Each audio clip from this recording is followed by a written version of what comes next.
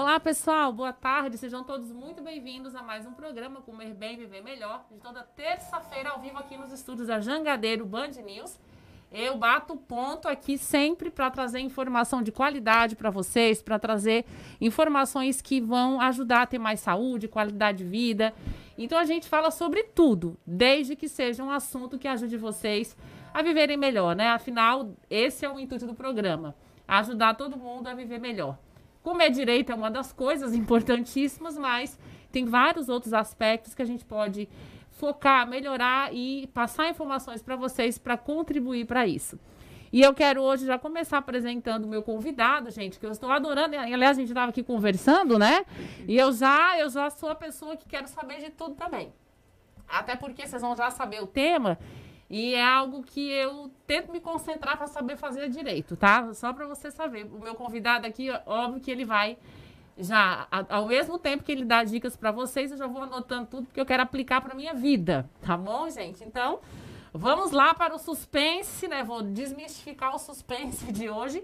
Meu convidado é Henrique Bezerra Cardoso, mas o nome artístico é Henrique Cardoso, né? Isso. Pronto. Ele é auditor do Tribunal de Contas do Ceará. Ele é empreendedor, porque a gente é desses mesmo que empreende, né? Que mete a cara. Isso. E o site dele é o mongeurbano.com.br, mongeurbano.com.br. Vocês já vão entender o tema do programa de hoje só pelo nome do site. Ele é mestre em Física pela Universidade Federal do Ceará, especialista em administração pública. Eu estou tentando administrar minha casa no momento. Eu também. Não é difícil? Ele é instrutor de Mindfulness formado pela Faculdade de Ciências Médicas de Minas Gerais e instrutor de Mindfulness. Esses nomes assim, chique, né? Que a pessoa fala, Daniela, o que é isso? É bom que agora vocês vão saber com quem entende o que é, porque nem eu sei se eu sei direito. E Henrique está aqui hoje para falar disso com a gente. Seja muito bem-vindo, viu, Henrique? Obrigada, Dani. É um prazer enorme estar aqui com você, com seu público aqui, com seus ouvintes.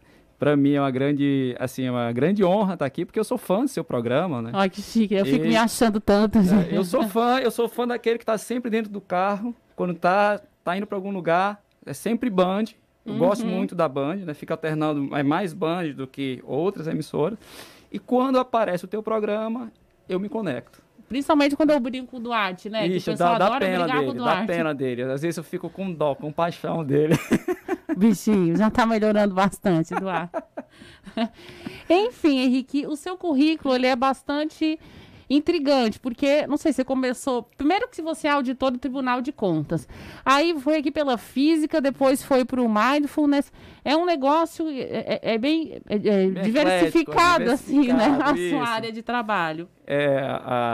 A minha caminhada começou antes de fazer Física. Eu praticava yoga.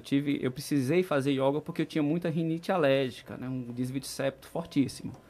Então, foi com práticas de respiração, de consciência corporal, que eu fui melhorando isso. E teve um momento que eu precisei fazer muitas técnicas de respiração, porque eu estava fazendo curso de mergulho e eu tinha sido reprovado pelo otorrino, não poderia fazer o curso. E aí eu comecei a fazer essas práticas de respiração durante 3 vezes ao dia. E quando eu fui mergulhar, eu consegui uma apneia naquele momento de 2,5 minutos. Fora d'água eu conseguia de 3,5 minutos. Ou seja, para quem era completamente incompetente para fazer isso. Foi reprovado, né? Reprovado logo de cara. E dali eu comecei a despertar que isso poderia ser aliás, a ciência não falava muito sobre isso naquele tempo. Isso há 30 anos atrás. E eu despertei, poxa, aqui tem alguma coisa bacana. E foi quando eu entrei para fazer Física na universidade. Na verdade, eu estava em dúvida na época entre Física e Psicologia. Mas queria ciência, porque sempre fui cético, então tinha que demonstrar isso tinha que fazer sentido dentro das práticas desenvolvidas pela ciência. E durante a universidade cheguei a ser até monitor da disciplina de yoga. Já tinha uma veia né? Tinha essa veia e tal. Tinha feito alguns cursos de massagem, algumas dinâmicas corporais, algumas coisas, mas sempre escondido de todo mundo, porque eu não achava que aquilo era ciência. Tô transgredindo a regra, né? Foi aí, durante o período da universidade, de tanto estudar, tive um blackout. Assim, meio que uma síndrome do pânico. Aí briguei com yoga, briguei com tudo, né? Parei total e voltei a estudar Física. né, continuava fazendo as minhas aulas de yogas pessoais, minhas práticas, meus alongamentos, para surfar, porque eu também gosto de surfar, né, para relaxar também as mãos, para poder tocar violão, que eu tenho essa dinâmica, né, tocar violão, surfar, andar de skate, brincar com meus filhos hoje, levar eles para a praia. E aí eu briguei. Pronto. Entrei na universidade, fui professor universitário, saí da universidade, pedi as contas, fui estudar para concurso público. Virei professor depois de concursos públicos na área de administração pública, por isso que eu fiz a especialização em administração pública. E comecei a estudar sobre liderança, que eu precisava escrever um material para concurso público sobre liderança. Nesse percurso, eu me deparei com uma coisa chamada liderança e inteligência emocional, que era o refino do exercício da liderança. E eu olhei e disse, é tudo que eu não tenho. É tudo que eu não tenho. E aí, como é que eu vou desenvolver isso? E aí foi nesse processo, nessa pesquisa de leituras, de buscar esse conhecimento, que eu vi que as práticas de meditação, de conscientização do corpo, aquilo que eu tinha aprendido, mas só que eu não sabia processar aquilo que acontecia durante essas práticas, foram resgatadas. Onde a meditação, ela caiu, assim, como algo que iria te ajudar para aquilo que era a coisa prática da sua vida, né? Enfim, você resolveu mergulhar no estudo, na ciência, na coisa objetiva, mas viu que tinha uma subjetividade aí por trás que ia te ajudar, né? Eu tinha razão a meu favor e a prática. Eu sempre fui muito prático de fazer as coisas acontecer. Mas naquele momento eu percebi que a única coisa que eu não tinha de forma, eu diria assim, praticamente zero, ou negativo, né? Tô devendo. Era a inteligência emocional. Eu sempre fui muito explosivo. Sempre fui. Esse é o meu passado. Eu era muito explosivo. Né? Tinha que ser as coisas do meu jeito, muito autoafirmativo. Aquilo que eu pensava tinha que ser aquilo. E com a prática de meditação, com esse resgate, eu comecei a ver que os nossos pensamentos não são a realidade. São interpretações baseadas no nosso passado. Quem nós somos hoje? Como eu olho para o meu presente? É com base no meu passado. E se eu me apego muito ao meu passado, como é que eu posso transformar esse presente em um futuro? Se torna difícil. E a prática da meditação me ensinou a olhar para o presente, a vivenciar mais esse momento e saber que o que eu tenho hoje de conhecimento, de percepção ou de sentimento em relação às outras pessoas são formadas pelo que eu fui. E eu preciso aprender a me desapegar disso como dando abertura para o que está acontecendo no momento, no agora. Tanto que mindfulness, a gente chama de mindfulness, de um estado de presença, é um estado mental de presença, que nós já tivemos no passado e ainda temos isso, porque é um aprendizado inato nosso. Só que a gente se desconectou desse aprendizado, que é simplesmente estar presente. Eu estou contigo agora, estou conversando contigo, eu estou falando, você está olhando no meu olhar, eu estou olhando no teu olhar, nós estamos com uma conexão, porque eu falo, você escuta, você fala, eu escuto. Eu não reajo de forma a querer interromper a conversa. Isso é um estado de presença. E isso é importante em tudo que a gente faz na vida. Eu preciso estar conversando com meu filho, presente com ele. Às vezes ele está angustiado. Eu digo, não, meu filho, está tudo bem. Não está tudo bem, não. Eu só preciso estar com ele. Entendendo a angústia dele, na perspectiva dele. E isso é muito difícil. Porque a gente está tão acostumado a ser chamado pelas coisas que estão no ambiente, né? Você está aqui, o celular apita, você olha para ele. Alguém te chama, você vai lá. E quando menos espero, o dia acabou e quem sou eu? O que foi que eu fiz? Você está sendo como se fosse um anzolzinho, né? Botando um anzolzinho para você e você fica disperso. E aí tem aquela concepção de que, não, eu sou multitarefas. Nós não somos multitarefas. A neurociência já explica que o seu cérebro só consegue conscientemente focar em uma coisa por vez. Eu consigo dirigir e conversar contigo, porque o ato de dirigir já se tornou um processo inconsciente, se tornou automático. Aquilo que é automático eu consigo fazer. Mas mesmo esse processo automático, quando eu estou conversando com outra pessoa, eu não estou prestando atenção no trânsito. Então isso é um problema. Eu só consigo focar de uma coisa por vez. O que é a essência da prática da meditação? É exercitar a atenção. Se eu não consigo ter atenção naquilo que eu faço, se eu não consigo estar presente naquilo que eu faço, eu não vou conseguir simplesmente ler um livro, não consigo ler uma página do livro. Se eu não consigo estar presente contigo agora, não há conversa. há uma briga. Né? Eu querendo te mostrar coisas que eu acho que seria bom para ti. Não, eu só estou aqui para te escutar. Esse é o estado de presença. Quando a gente olha para os grandes místicos, essas pessoas, o que é que eles têm? Esse estado de presença. E que não é nada de outro mundo. Mas a gente precisa também ter o estado de presença e ter o estado automático. O estado de presença é o estado consciente, que eu estou aqui, estou percebendo o que eu estou fazendo, porque eu levo a minha atenção para aquilo que eu estou fazendo. Já que minha atenção eu tenho que direcionar, eu não posso fazer duas coisas ao mesmo tempo. Né? E o que é que esses grandes mestres, tipo Nelson Mandela, Dalai Lama, né, o próprio Papa Francisco, ele tem uma capacidade enorme de estar presente naquilo que eles estão fazendo. Esse é o estado mental que a gente exercita por meio da prática. Mas antes eu preciso ter atenção. E essa atenção ela tem que ser sustentada com concentração. A concentração é quanto tempo eu consigo levar minha atenção para algo que eu quero intencionalmente desenvolver. Né? Então a meditação não é uma parafernália que vai resolver todos os problemas da vida. Porque todos os problemas da vida se chamam distrações. Eu preciso focar um por um. E a gente vai desenvolvendo essa habilidade, que é como se fosse um treino. Você quer ficar forte na academia, você precisa ir todo dia, não basta um dia na semana. Da mesma forma, a meditação não basta meditar um dia, tem que ser uma rotina diária. Para as pessoas religiosas, isso até é mais fácil.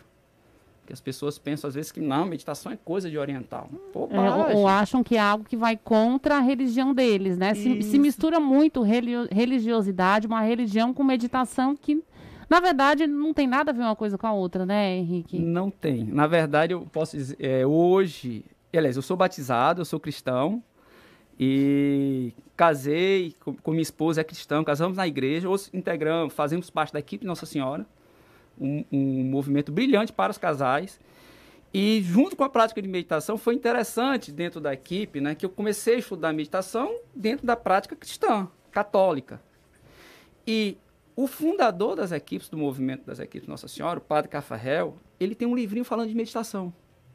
E quando eu fui olhar esse livrinho, eu descobri, por acaso, quando eu fui ver lá, tinha as posturas da meditação e tinha as práticas atencionais, e ele até criticando, olhe, aquilo que os orientais fazem, nós também fazemos, nós também temos. E aí eu fui me aprofundar na prática da meditação cristã. John Main, né, que foi um monge trapista, né, um monge cristão trapista, aliás, não estou me recordando, porque o trapista era o Thomas Merton, ele não era trapista, era de outra linhagem dentro da igreja. Né? Ele resgatou esse conhecimento, ele teve um momento da vida dele que ele meditou, foi à Índia, desenvolvendo alguns trabalhos, né? Meditou com um guru lá indiano, que era a meditação transcendental, né? Que é a meditação com base em mantras. Qual é a técnica atencional? É o mantra.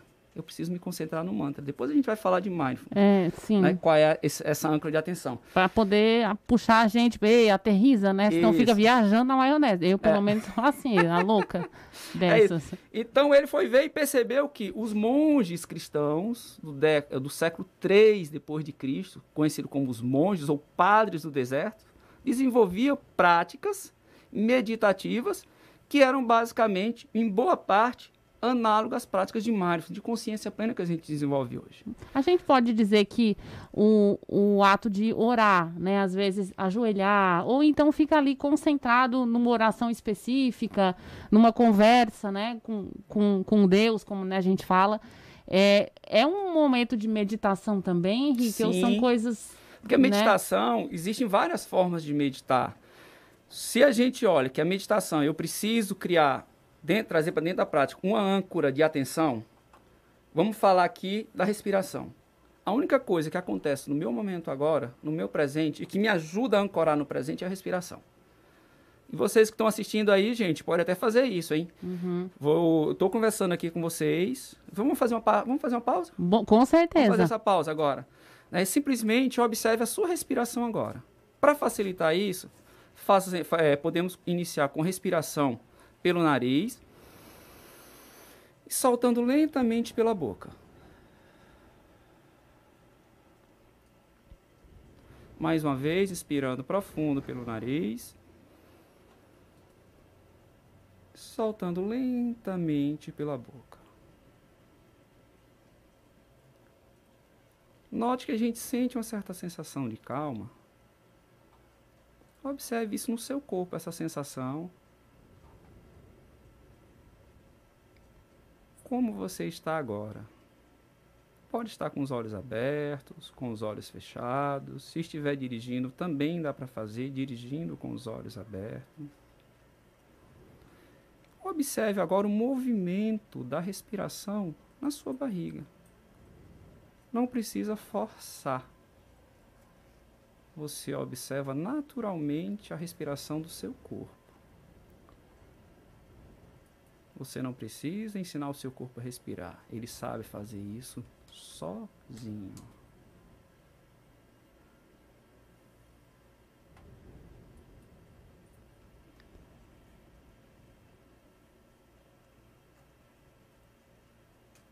Então, lentamente agora, fazemos novamente uma respiração profunda. E vamos nos reconectar com esse nosso bate-papo.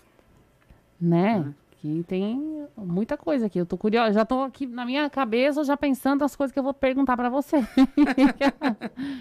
Ó, gente, ó, bom que o Duarte, ele já tá tudo calculado, ó.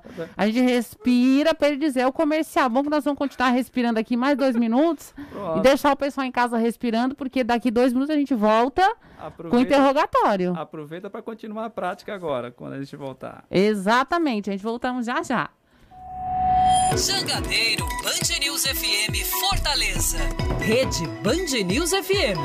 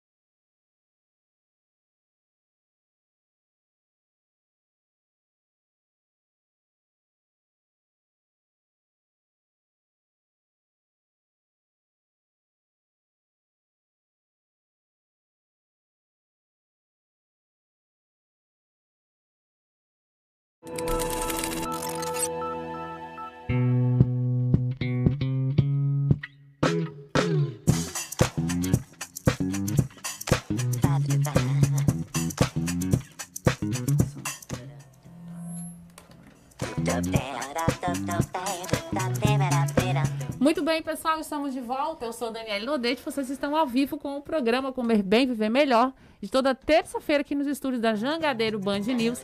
Hoje eu estou conversando com o Henrique Cardoso. Ele é um monte de coisa, gente. Já viu o currículo? Fiquei 15 minutos para dizer o currículo, mas a gente está falando hoje de mindfulness, de atenção plena, de meditação, de vamos organizar o juízo para a gente poder ser um pouco mais centrado na vida. E antes de a gente continuar a nossa conversa, eu quero chamar o Júnior Colucci com as últimas informações.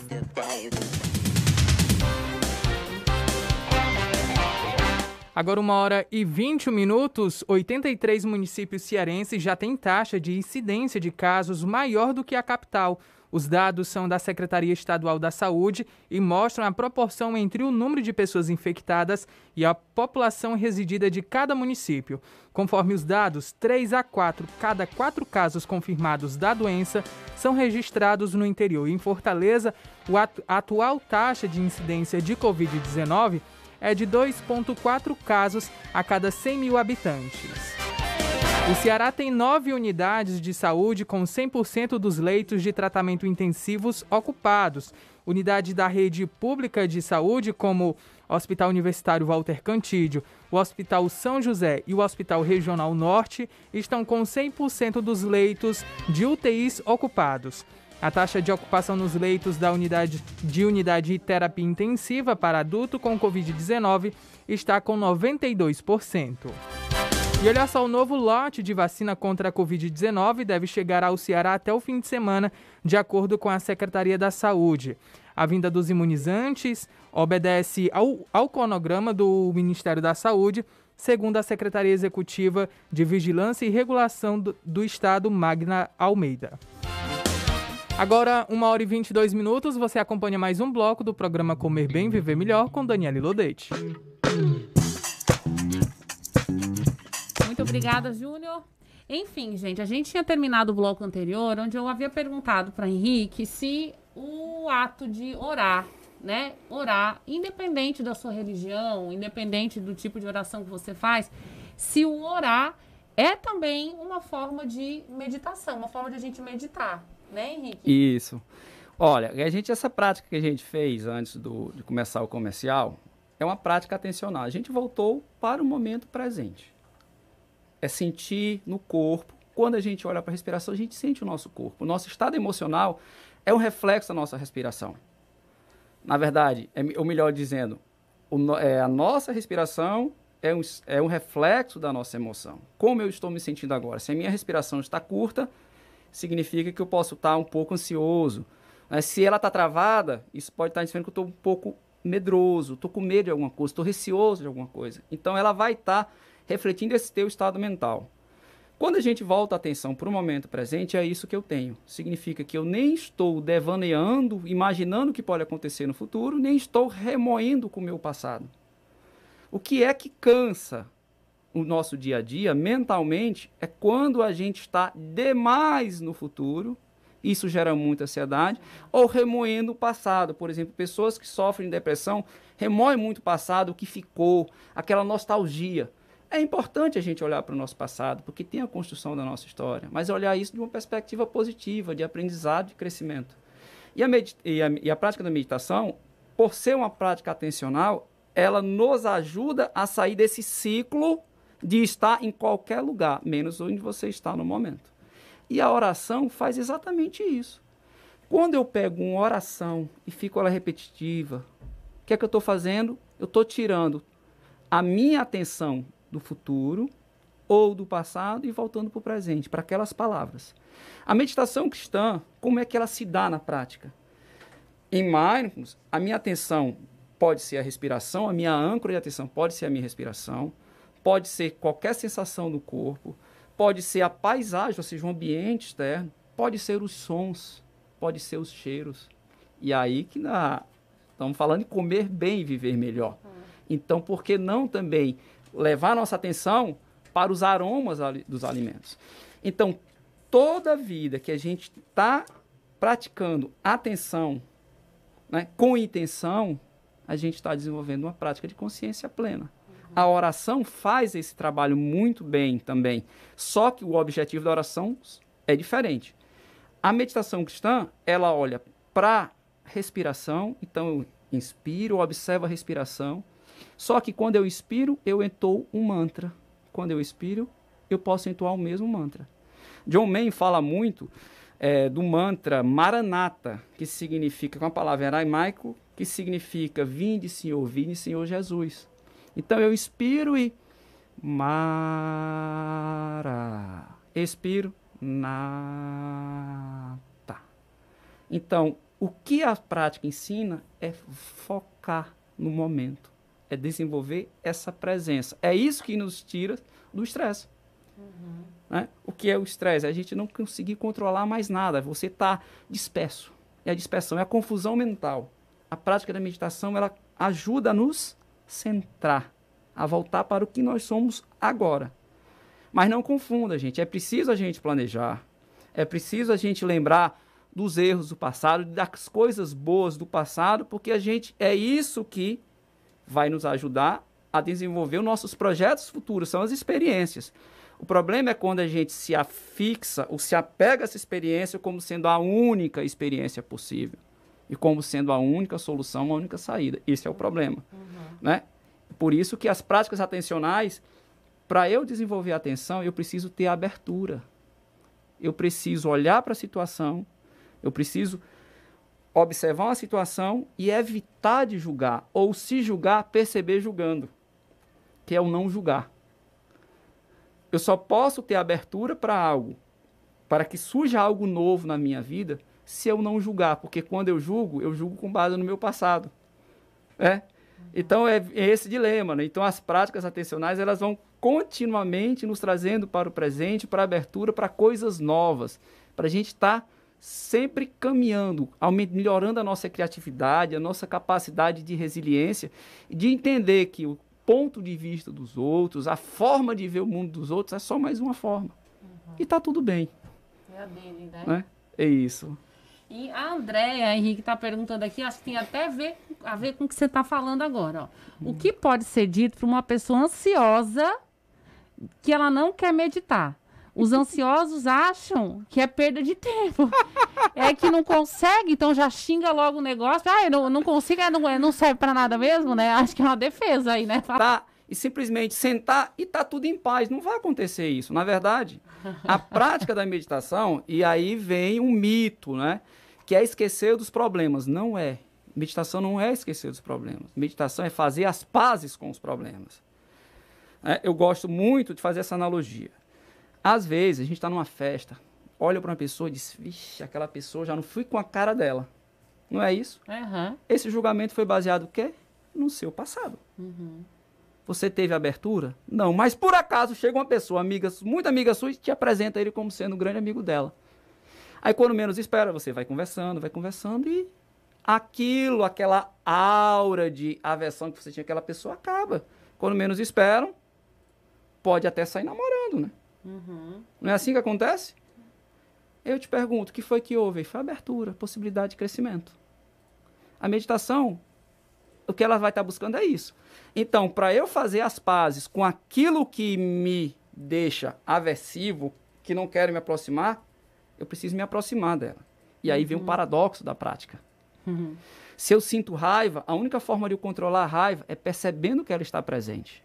Se eu não percebo que a raiva está presente, como é que eu posso trabalhar com ela?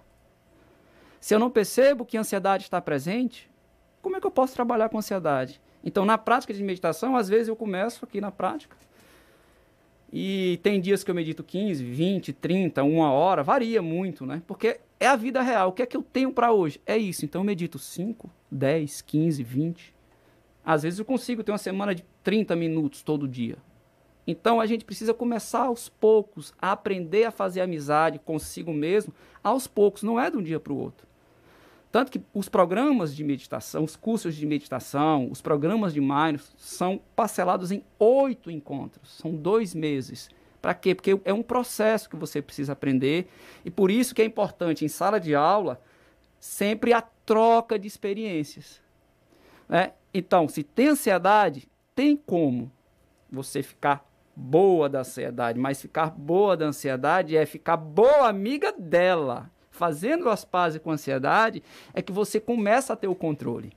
Mas para você ter o controle de algo que você quer controlar, você precisa soltar. Né? Esse é o paradoxo da meditação.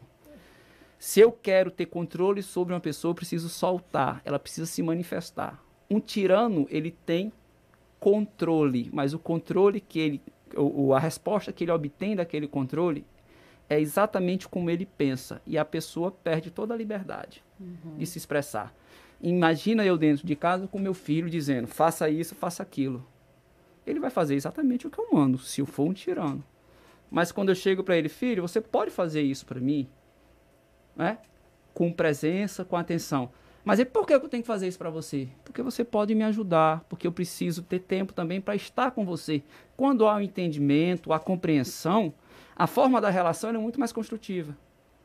Então, na minha ansiedade, eu preciso ter compreensão. Eu tenho que olhar para a minha ansiedade com uma certa bondade também. Né? Agora, se eu olho para a minha ansiedade com autocrítica, né? Eu sou ansioso, então não presto. Defeito, né? Isso. E a gente precisa dirimir esses problemas. Teve um livro que eu li que foi bem interessante, que é Hábitos Atômicos, né? Porque vocês pensam, eu medito, então... Não, gente, é um processo, né? A gente está sempre aprendendo, é o dia a dia. E aí ele falava, porque eu tenho uma certa dificuldade para fazer musculação. Eu gosto de ir para a praia surfar, eu gosto de andar de skate, eu gosto de fazer atividade funcional, eu não tinha tempo para isso. E aí meus filhos, eu coloquei na academia para eles fazerem natação, e lá tinha musculação. E eu, caramba, vou botar para fazer musculação lá. Muita gente não quer fazer porque também não tem paciência. Isso. E o cara dizia o seguinte, vá para a academia. Não precisa malhar. Vá, mas vá todo dia. E pois não é que todo dia eu vou, quando meus filhos, chego lá sem vontade, mas eu subo. Quando eu subo, eu começo a malhar. Já tá e lá, malho né? 30 minutos, 40 minutos, 2 vezes por semana. Vou pra praia, surfo 2 vezes por semana. Tá bom demais. E ainda medito. Você venceu uma barreira, né? Era um muro. Isso. Quando a gente cria expectativa demais, a chance da gente não querer fazer é muito grande. Porque a gente já olha para o inalcançável. Na minha prática clínica, Henrique, isso é muito evidente. Por exemplo, o paciente, homem ou mulher, chegando no consultório, Daniela, eu quero fazer uma dieta para aumentar a massa muscular. E aí eu monto o programa, ele vai para academia e ele cria uma expectativa que em 2 meses ele vai estar com um corpo X, ele idealiza lá o corpo. E quando ele volta depois de 2 meses, os números, a imagem do espelho, a roupa, não estão de acordo com o que ele imaginava, com o que ele quis, e ele desiste. Meu Deus, é o tempo inteiro isso. Ou então a pessoa queria ter perdido 8 quilos naquele período, ela não perdeu, perdeu só 4, então significa que deu errado. Então as expectativas frustradas das pessoas fazem elas não seguirem em frente. Isso. Elas voltam para de onde elas saíram. Aí que não resolve mesmo, né? Nossa, eu lido com isso o tempo inteiro. E como isso eu bato vira um repeteco, né? É um estilo de vida, quase. Já me dou por fracassado, porque não vai dar certo mesmo. Mas, às vezes, eu penso que é uma justificativa para não fazer aquilo que a pessoa não quer. Eu não queria malhar mesmo, eu vou logo dizer que dá errado, porque eu tenho um número objetivo para dizer, não dá certo.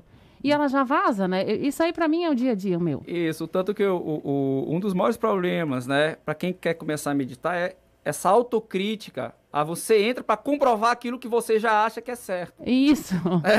Você já acha, então, porque você cria na cabeça que é certo, você não se dá espaço para o novo. Gente, eu vou falar para vocês, eu também sou assim em algumas coisas. Só que eu aprendi a ser diferente, a tentar dar espaço para os outros. E eu ainda estou nesse processo também. E a meditação me ajuda. Porque hoje eu percebo, né? Como eu estou com um casal de filhos em casa, uma de 5 e o Caio de 6. É incrível, cara. Com criança não tem essa. Ou você aprende com eles, ou você vai rodar na mão deles. Daí roda como? Tem uma pergunta aí do Marcelo falando sobre gatilhos, não é Dani?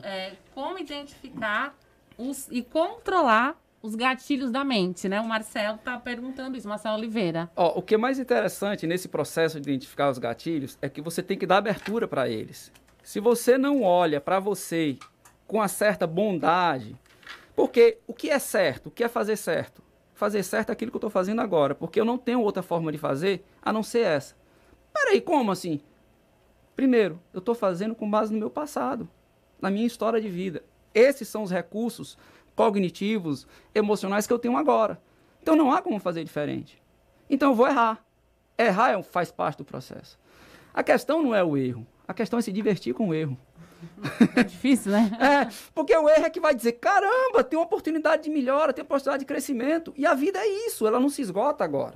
Essa história, não, a pessoa tem 80 anos e viveu muito. Não, isso não significa muita coisa que eu aprendi, né? Porque eu tenho amigos da minha idade que eu continuo brigando, batendo em todo mundo, é como se fosse todo mundo inimigo. Não, há uma forma de ver diferente a vida. E esses erros são momentos de aprendizado. Dani, eu não te falei, mas eu também gosto de cozinhar.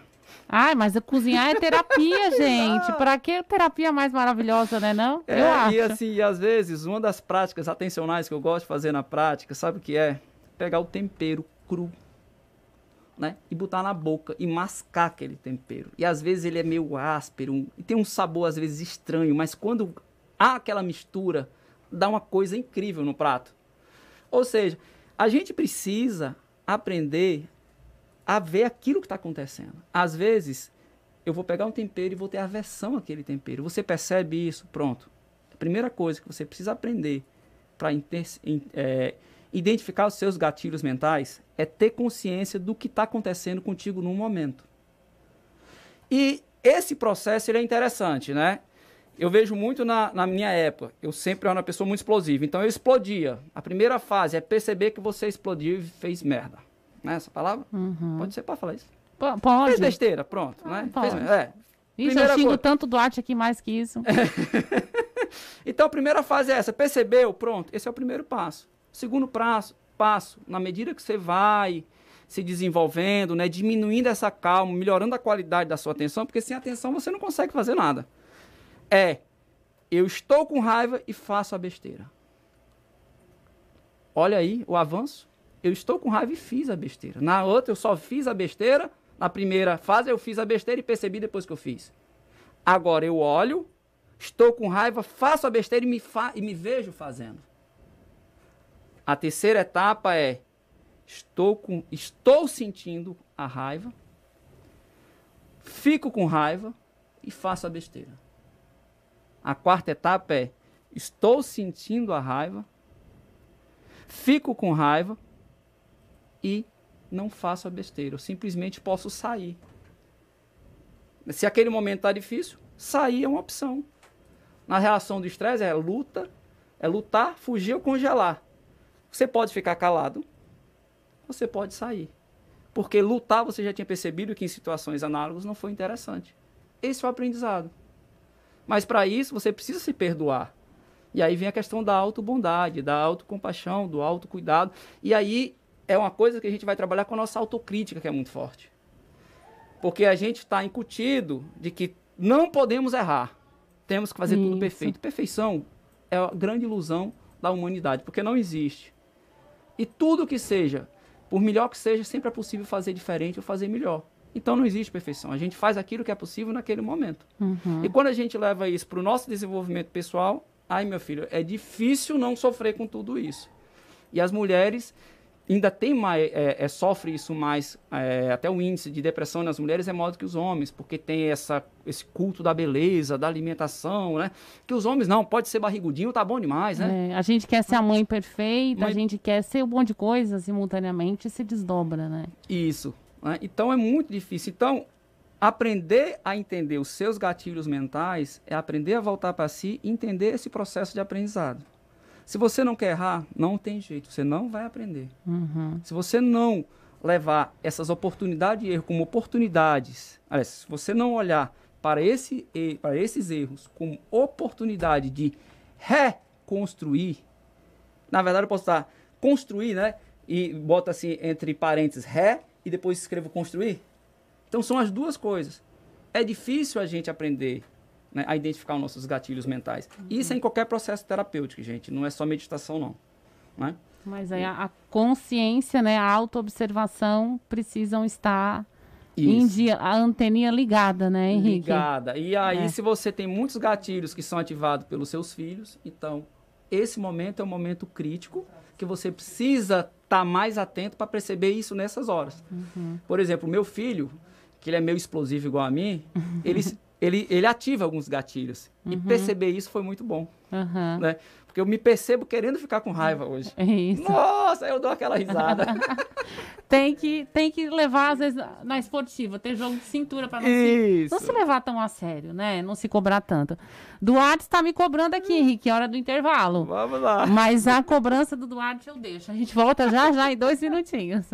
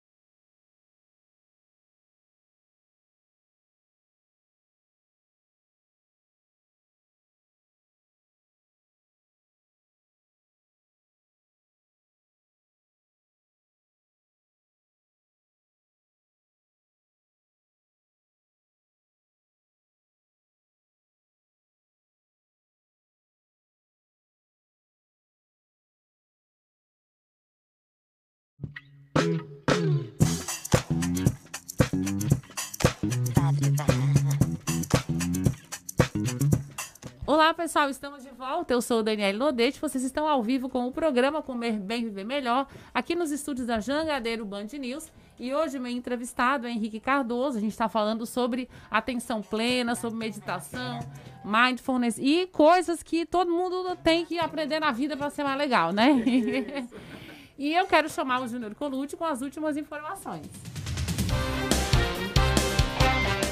Agora 1h42, a UFC abre inscrições para preenchimento de 28 vagas do cargo de professor do Magistério Superior. Os ganhos mensais variam de R$ 3.522 a R$ 9.616. A inscrição será feita exclusivamente através do e-mail do departamento, instituto ou campus interessado. A inscrição está aberta até o dia 12 de março. E olha só, o Supremo Tribunal Federal confirma a constitucionalidade da contagem do período de auxílio-doença na carência das aposentadorias do INSS nos casos em que o afastamento se deu de forma intercalada com períodos em que houve contribuição previdenciária. O julgamento beneficiará segurados, do Instituto que recorreram à Justiça com a instituição de incluir o tempo de afastamento por incapacidade dentro de 15 anos mínimos de contribuição. E uma última informação é que, com o movimento do Congresso para priorizar a reforma administrativa, parlamentares favoráveis ao texto se organizam para incluir os atuais servidores nas novas regras. A avaliação é de que, neste caso, haverá resistência à ida do fim da instabilidade para quem já está no serviço público. Agora 1h43, você acompanha mais um bloco do programa Comer Bem, Viver Melhor com Daniele Lodete. Muito obrigada, Júnior. Bom, gente, a gente vai continuar nossa conversa aqui, eu e Henrique. Henrique, existe uma certa imagem que as pessoas fazem a respeito de quem medita, de quem investe em autoconhecimento, em quem investe em tentar, sei lá, gerenciar melhor os problemas, né? Isso. Então, acham que nunca a gente vai ter um chilique, nunca a gente vai dar um piti, nunca a gente vai ter raiva, que a gente vai chegar assim, levitar e isso é uma grande tudo na bobagem plenitude, também, né? É um mito que o pessoal pensa que não meditar, você vai ficar calmo. Na verdade, você vai aprender a gerenciar melhor os seus problemas, né? Por exemplo, semana passada, eu estava no quarto com meus filhos pequenos, que agora, pandemia, aí consegui tirar da minha cama, mas eu coloquei nos anexos, né? Uma rede e um colchão que a gente coloca lá. Então, tentando colocar eles para dormir, aí um tava com o nariz entupido, aí eu falei para minha esposa, bota o remédio lá, e ela entendeu outra coisa. Aí, quem tá errado? Sou eu que não expliquei direito, óbvio. A responsabilidade de quem fala, né? E eu, naquela bagunça, eu simplesmente sentei mesmo, me fechei e comecei a meditar. Poxa, e eu comecei a sentir a raiva. Ai, meu Deus, e eu não conseguia gerenciar a coisa, e o meu filho continuava espirrando o nariz lá. E eu fiquei meio chateado, me levantei assim da postura, fui lá, tá aqui, o meu remédio é esse e tal. Minha esposa, você não falou direito? Não explicou o que era isso? Tá tudo bem. Aí coloquei, dei um remédio pro meu filho, aí ela chegou assim, e você não tá meditando mais pra se acalmar? Cheguei, não, tô meditando pra entender que eu tô com raiva. Consciência, né? Consciência. Aí eu sei que mediquei o meu filho, aí voltei pra postura, fechei a luz, continuei meditando. E comecei a rir. Porque eu disse, isso, essa é a prática. Eu percebi a raiva. E se eu percebi, depois eu vou lá e... Olha, se eu não tiver pessoas que não percebem a raiva, briga com a esposa e não tem coragem de pedir desculpa. Então. Porque acha que é demais. E lá não, depois eu vou lá, acordo de manhã, tá tudo bem, peço desculpa para ela e a vida que segue. Então, esse é o aprendizado. Tem um livro que eu gosto muito, que é Depois do êxtase, lave a roupa suja, né? Que vem aquele mito de que a pessoa vai lá, vai para um retiro e se ilumina. Beleza, e depois da iluminação, o que é que você faz da vida? Né? Depois que você ganha a eleição, você precisa governar. Depois que casa, precisa administrar a rotina de um casamento. E isso é vida real. A iluminação não é vida real. Pode até você ter um momento assim de êxtase, mas isso não é o mais importante. em que às vezes fico preocupado porque as pessoas veem como isso fosse mais, aquele momento. Não, a vida não é só isso. Tanto que esse autor, ele fala lá que o esposo de uma pessoa lá conhecida dele foi para um retiro, voltou lá, passou 2 semanas em êxtase, né? E aí a esposa se encontrou com o mestre desse retiro. E ele chega, e aí como é que tá seu esposo? Tá tudo bem? Né? Ele chegou realmente iluminado do retiro, mas depois que ele se encontrou com a mãe dele, acabou. Então, assim, ser iluminado não garante a aposentadoria iluminada, né? Então, assim, a prática da meditação, ela é no dia a dia, ela acontece no dia a dia. É nessa percepção, é no reconhecer que somos seres incompletos, reconhecer que o que a gente sofre, o outro sofre, que eu preciso me perdoar, mas eu preciso me perdoar não é porque eu sou arrogante, é porque eu reconheço as minhas limitações. Não é soberba. Então eu sou uma pessoa humilde. Não. Você precisa olhar para você e ver. Eu sou uma pessoa comum, humana, como qualquer outra, que erra, que acerta e quer ser feliz. Uma das coisas que eu acho mais incríveis, assim, no relacionamento, Henrique, principalmente casal, né? Sei lá, você tem entrou numa divergência, tem um atrito, uma conversa que não foi muito agradável. Se tem uma coisa que eu admiro numa pessoa, independente de quem tá certo, quem tá errado, quem começou, quem não começou, depois que a poeira baixar, a pessoa, mesmo que, digamos, ela tenha sido a injustiçada, ela estava certa. E ela chega e fala, vamos sentar para conversar sobre isso? Meu Deus, para mim, a pessoa que faz isso, ela ganhou 3 encarnações de crédito já, sabe? Porque como é difícil, você às vezes até quer resgatar o namoro, ou fazer as pazes com o esposo, com a esposa, mas aquele orgulho e aquela falta de capacidade de admitir que eu poderia estar errado, poderia estar certo, ou, tudo bem, ela errou, eu não vou ficar com raiva porque ela errou, eu vou dar a chance de a gente conversar e entender o ponto de vista da pessoa, por que ela fez aquilo. Olha, a dica que eu dou façam isso comigo, já ganharam muito ponto, viu? Adoro, eu acho de uma maturidade assim, incrível. Lá em casa, na verdade, um dos motivos de eu meditar também foi por causa da minha esposa, porque ela tem uma capacidade de perceber o outro, tanto que assim, se eu estou numa reunião de amigos, ou de uma reunião qualquer, se ela estiver presente, eu olhar para a pessoa, essa pessoa eu não confio. Cara, é batata, vai dar certo. Então, ela tem essa percepção, porque ela tem esse estado de presença natural na vida dela. E eu disse, eu não posso perder essa pessoa, eu tenho que trabalhar. Tenho que trabalhar muito. Então, eu trabalho mais para tentar alcançar uma parte dessa coisa tão linda que é dela. Né? E a relação é essa, a gente tem que se apegar àquilo que é bom no outro e tentar transformar o que é ruim na gente em coisa boa para o outro também.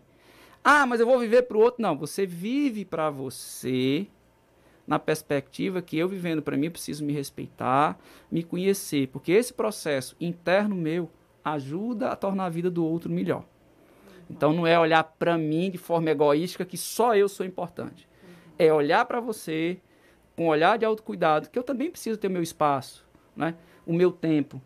Eu preciso ter o meu autocuidado, olhar para mim de forma, eu preciso ter leituras boas, preciso ter tempo para leitura, eu preciso ter tempo para me alimentar, preciso ter tempo para tomar um banho gostoso. Isso precisa ser respeitado na relação. Né? Então é perceber, e esse ato de perceber, a gente só percebe errando. Como a gente falou dos gatilhos, a gente só percebe os gatilhos deixando eles aparecerem. E a gente só percebe, a gente só vai conseguir se defender de um gatilho quando a gente percebe depois na outra fase, né, ou na outra etapa de autoconsciência, é que identificar aquilo que gera aquele gatilho. Mas para isso tem que passar por esse processo. Então, assim, a prática da meditação não existe um objetivo a alcançar, não existe uma meta. É a caminhada, é a jornada. O mais importante é a jornada. Porque a nossa vida ela não está tabelada. Eu nasci agora, vou morrer dia tal, e tudo que eu aprendi foi isso. Não, ela é aberta, é um livro aberto. A gente está para construir. Né? E essa prática, que a gente considera uma meta-habilidade, que facilita a gente aprimorar muitas outras também. E sempre é hora de começar, né, Henrique? Isso. Assim, independente da sua religião, independente da sua crença, independente de idade, sempre é hora de começar a meditar. Poxa, passei a vida inteira, nunca dei bola, posso começar? né? Qualquer hora, em qualquer lugar. Por onde que a pessoa começa, assim, né? O primeiro passo. Decidi, escutei lá o Henrique na rádio, decidi que eu vou começar a meditar. Tem que ter algum espaço especial, um tapete de uma cor específica? Como é que é? Não, não precisa. Em regra, não precisa. Assim, no começo da prática, a gente sugere, né, você ter um canto que seja mais tranquilo. Porque a gente é tão disperso, então aquele canto te gera as condições para te facilitar entrar nesse processo. Só que, primeira coisa, se a gente deixar o nosso corpo imóvel, né, tem pessoa que tem tique, às vezes para e o pé fica batendo. Se a gente conseguir deixar o corpo imóvel, já é o primeiro passo. Porque para a gente ter tranquilidade, a gente precisa ter tranquilidade no corpo. Né? Então, por isso que as práticas formais de atenção plena, de consciência plena, são sentadas. Né? Tem algumas práticas que são em movimento, que, por exemplo, pessoas muito agitadas, como uma ouvinte falou, eu sou muito ansiosa. De repente, para ela aprender a meditar caminhando, fazendo a caminhada dela diária, seja mais importante nesse primeiro momento, para depois ela conseguir preparar não só a mente, como o corpo, para ficar parado e ampliar o seu olhar para si, para dentro, para aquilo que te leva a essa ansiedade. Então, tem vários processos, né? Qual é o momento certo para a gente começar a meditar?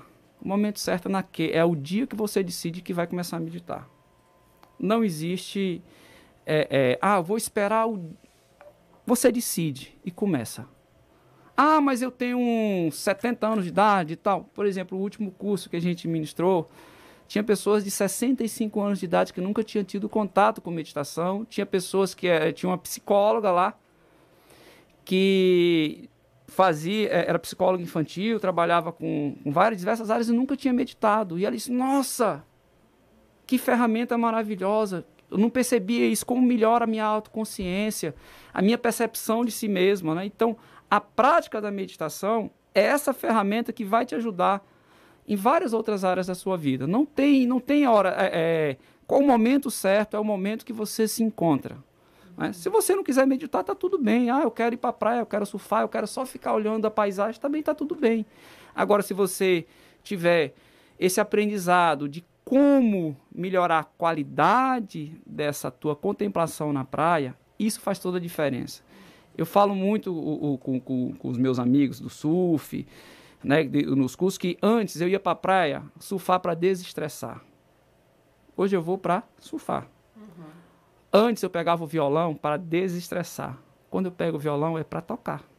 E isso faz toda a diferença. A finalidade é a finalidade, né?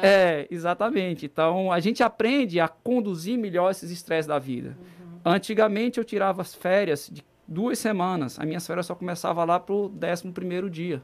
Porque a minha cabeça ainda estava lá no trabalho. Sim. Hoje, quando eu tiro as férias, eu tiro férias. Né? É diferente, né? Porque a gente consegue fazer melhor a gestão dos problemas que estão presentes, que faz parte, né? Que não tem como nos livrar dele, mas quando a gente aprende a fazer essa gestão, adquirimos um certo bem-estar, um certo autodomínio, uma certa paz de espírito, e é isso que é o objetivo da prática mesmo, é no dia a dia a gente se relacionar bem. E meditação a gente aprende consigo para se relacionar bem com o outro. Felizardo do outro, né? E da gente mesmo, né? Exatamente. Olha aqui, Henrique, o Duarte já está dizendo que é um intervalo, mas nós vamos rapidinho. E quando voltar, você vai falar um pouco do monge urbano, que a gente vai voltar, vai ter 3 minutos só. Você vai falar do monge urbano, que eu quero todo mundo entrando lá no site do monge urbano para conhecer. Eu já entrei, já fucei. Mongeurbano.oficial, né? Mongeurbano.oficial no Instagram. Corre lá, aproveita no intervalo. Quando a gente voltar, nós vamos fazer pergunta, né? Okay. Voltamos já.